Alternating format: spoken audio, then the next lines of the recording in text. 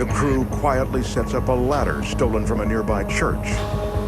James and Emil go to the roof. Phil Christopher stands guard with the shotgun. The rest of them start to fill up burlap bags full of dirt from the garden because that's what they're going to use to muffle the sound of the explosion. We hoisted the bags of dirt up, and then we pulled the tools up from down on the ground. After their tools are smoothly transferred to the roof, the Dincio brothers turn their attention to job number one, disabling the bank's alarm system. The only thing protects a bank is the alarm system. That's all. They start with the exterior alarm. So one of them dangled over the side of the building and sprayed liquid styrofoam into that alarm. It expands and it solidifies anything mechanical in there. It would harden and the clapper couldn't clap.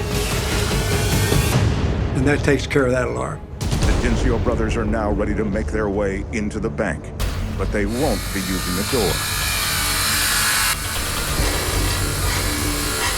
We cut the hole in the roof, right above the vault. We put the tools on top of the vault, and we put all the sandbags on top of the vault, too. Next, the master thieves follow suit. They lower themselves onto the roof of the vault. You gotta be real quiet, because you make too much noise. The sensors in the vault would set the alarm off. After breaching the bank's first line of defense, Dincio now needs to disable its second. I went and took care of the interior alarm.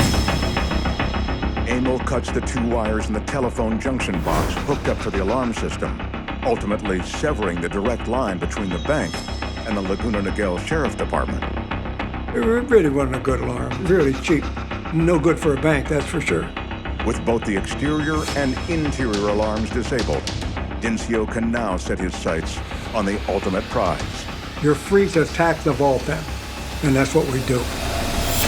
The vulnerable part of this reinforced vault was its ceiling, and Emil Dincio was smart enough to pick that out.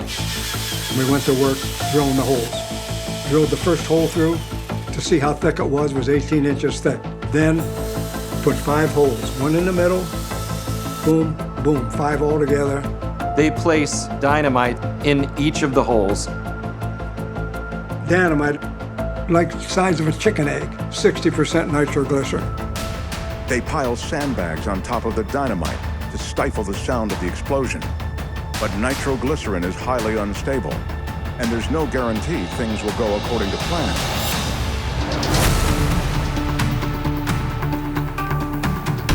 James is in place, Emil's in place.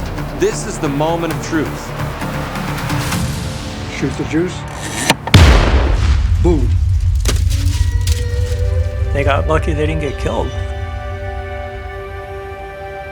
The crew outside the bank waits to see if the explosion has attracted any unwanted attention. They're monitoring police, and nobody comes. In fact, Chuck called and he says, "Was that it?" I said, "That is it. No more talking. We got work to do." We cut the rebars out with a acetylene torch. I went down in and I turned the light on. The whole wall you could see, it just pretty with safety boxes.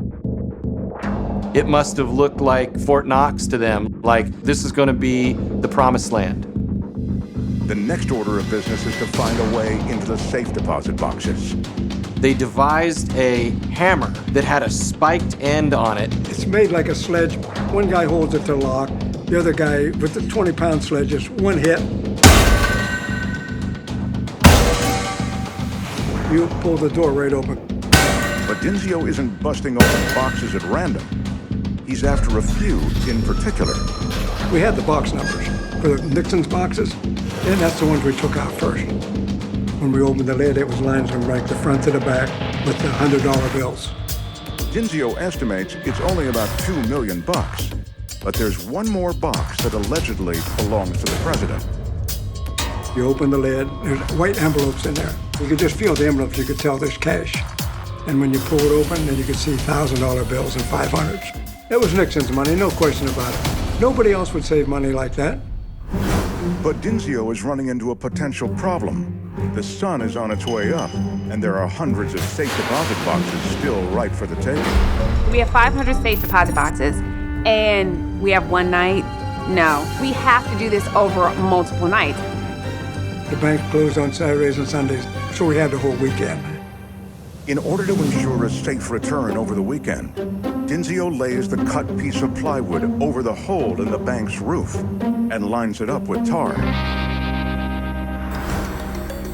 From the rented condo, they spend Saturday afternoon keeping watch over the roof to make sure they haven't been found out.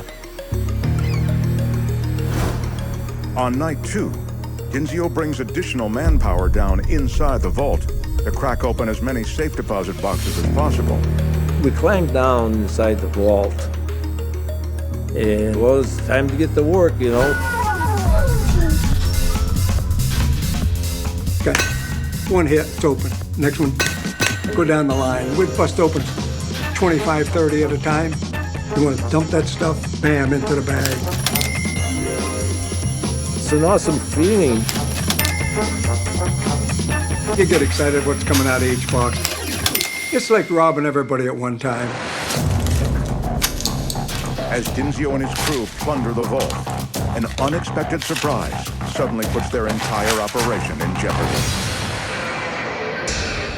We got a call on the radio. Chuck says, car pulling up, parking in front. He's walking to the door. You know, what the? Cleaning crew came in. They made an unscheduled stop. Said, sit still, they don't know we're in here. But don't you know, my partner, Johnny, he coughs.